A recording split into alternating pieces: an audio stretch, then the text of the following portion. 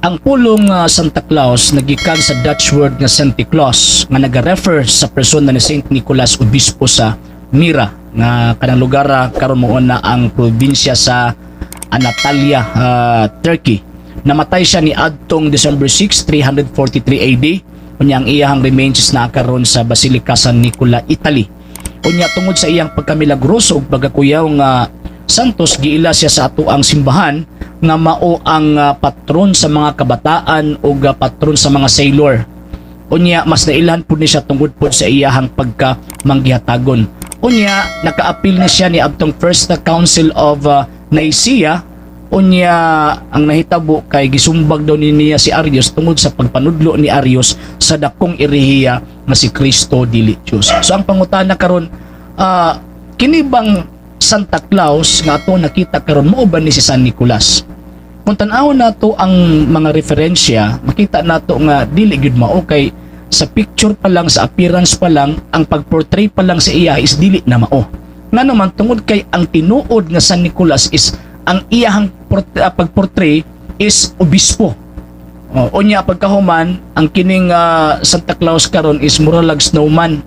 Mura ba og kining tao nga nagpuyo sa lugar nga daghang snow. Pero nganong lengon ana man na nga dapat unta ang pagportray sa iya is obispo. Tungod kay ang devotion ni Saint Nicholas para kang Saint Nicholas is nahunong siya after sa Reformation. Unya usa sa mga devotion kanang every December hatag og mga regalo sa mga kabataan. So after sa Reformation nawala na except dito sa Holland.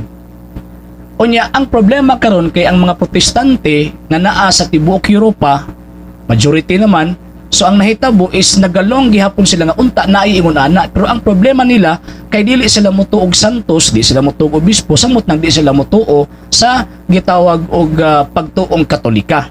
So mao na nga ang mga ruler kaniadto naghimo pud sila og pagportray sa usa ka tawo nga sama pud kang San Nicolas. So dili gyud si San Nicolas.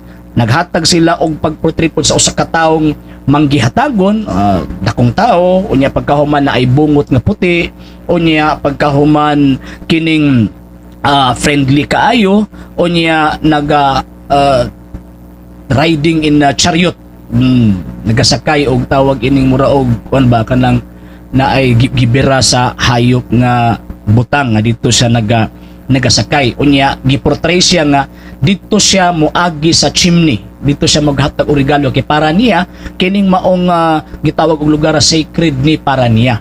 Question mo ba ni kinaiya ni Saint Nicholas? Dili. Kana siya nga classic nga kinaiya na sa giilang Diyos sa mga Germans nga mao si Thor. Mao ning tawag ining Diyos nga si Thor. Ang kinaiya ni Thor mo ginay kinaiya sa nakit-an natong Santa Claus karon. Manong ako aning gisulti tungod sa hinungdan nga mas na-focus manggod ang celebration sa Christmas sa image ni Santa Claus, which is dili. Ngano man kay ang tinuod nga San Nicolas or Santa Claus or Santa Claus nagapunting kanunay sa nataong Kristo dito sa Bethlehem. So dili nakasentro dito niya. Mo nakita mga Katoliko, ang atong mga kabataan di nato ipasentro dito sa imahe ni Santa Claus kundi atong ipaisentro dito sa nataong manluluwas sa Jerusalem.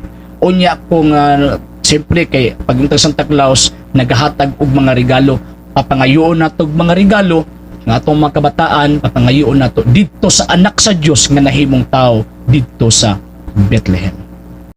Alang sa mga dugang mga videos nga ato ang i-post ug para ma-update mo, just click subscribe and click also the bell button para ma-update mo sa tanan natong i-post ng mga videos.